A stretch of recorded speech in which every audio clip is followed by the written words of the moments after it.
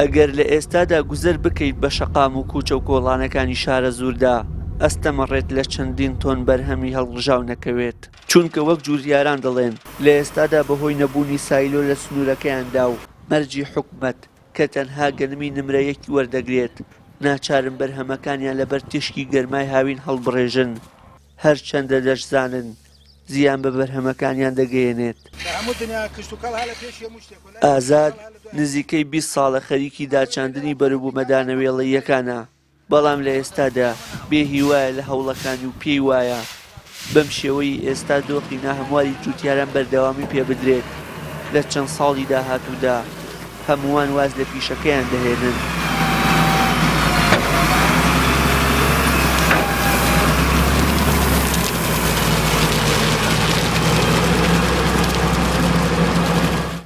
والله من پارێز 2 ساڵم لای حکومەت هاتاوەکی ساکێ پارەکە ئەوە کوڕەوە بە تەمای نەماینەوە ڕۆی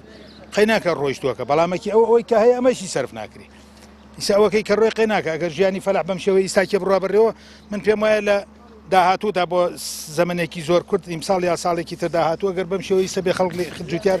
بەڕاستی ڕەنگە هەر لە ئەرزوو ئاو زەراعەت فەلاحەتەکەی نەپرسێتەوە ڕەنگە نەتوانێت جوتیارەکەی وەکو پێویست جێبەجێ بکە تێگەی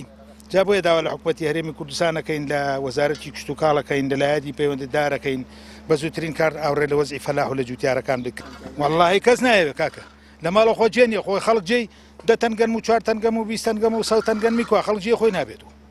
بەڕاستی سەخۆ من تاقمی خانمە خۆم 10 سەرخێزان 12 سەرخێزان لە جوود لە تاقمی خانە گەرگەنمەکەی تێ بۆ مەگەر خۆمان بچینە بەر خۆڕەکە یا بچینە بەر سەرماکە شتی وا کرێ لە هەموو دنیا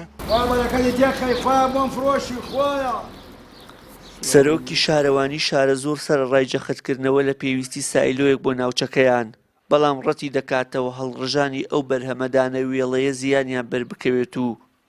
دڕای دەگەێنێت. لە چەند مانگێکی ئایندەدا جوتیاران بەرهەمەکانیان لە ڕێگەی بازرگانە عەرەبەکانەوە ساغ دەکەنەوە و گرفتەکانیش چارەسەر دەبن. بەداخە وەزارەتی کشت و کاڵ لە سنووری قەزاکانە شوێنی گونجاوی دابی نەکردووە بۆی ئەو جوتیاری کە بەرهەمەکەی هەیە لە شوێنێک دابنرێ هەتاوەکۆنە بۆی ساغا بێتەوە بە ناچاری پەنابرێتە بەر کۆمەڵێک شوێن کە